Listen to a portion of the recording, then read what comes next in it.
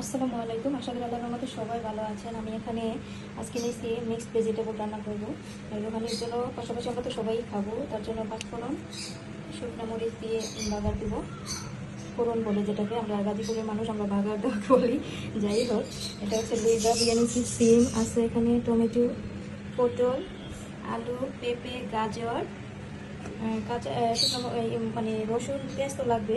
তারপর এখানে আমি নিয়েছি এটা পিটেল বলে, হোটেলের ডাল রান্না করে, যেটা বুটের ডাল মনে হয়, বলতে পারছি না। তো সবগুলো সবজি আমি প্রথম সিদ্ধ হইতে করাই তেল দেবো।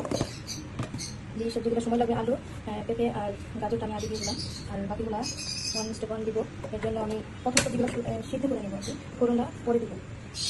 এর জন্য দিব হচ্ছে আদা, রসুন, সব ধরনের মশলা বাটা তৈরি করে ফেলছি। আদা, রসুন, পেঁয়াজ এবং সব ধরনের গরম মশলা তেলে নিয়ে করছিলাম, বুঝতে জন্য করতে হবে। কী করবো, চাপা চামিচ করে দিতে নাড়ির সামান্য জিরা বাটাটা দিয়ে দিয়েছি। জিরা দিব না, জিরা আলাদা গাছে দিব।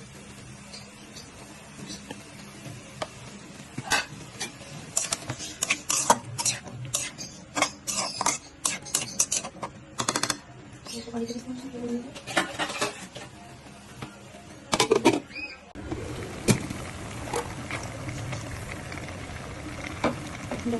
এখানে আরো ডাল, মসুর ডালগুলো ইউজ করা যায়, তো আমি এক আইটেম ডাল ইউজ করতেছি।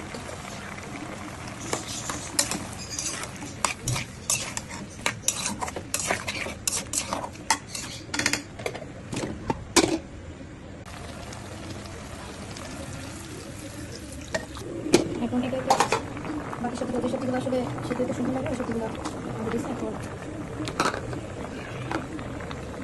পেঁয়াজ দিয়ে দিব, তারপরে দিয়ে দেবো কালারটা বেশি মনে হচ্ছে, কারণ সবজিটা এখন ফুল অ্যাড করা হয় না। এখন আজকে সুন্দর কালার আসবে ইনশাল্লাহ।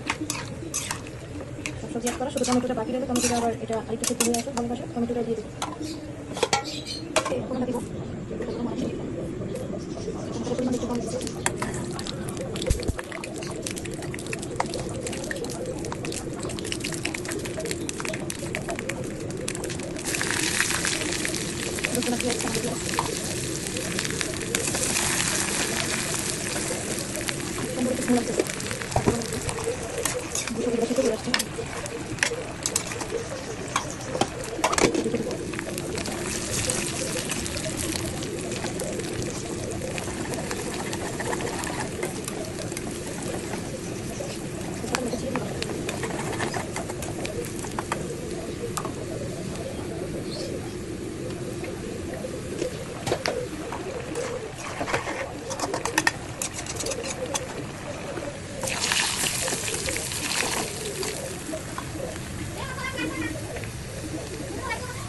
দেখি আর কি করবো,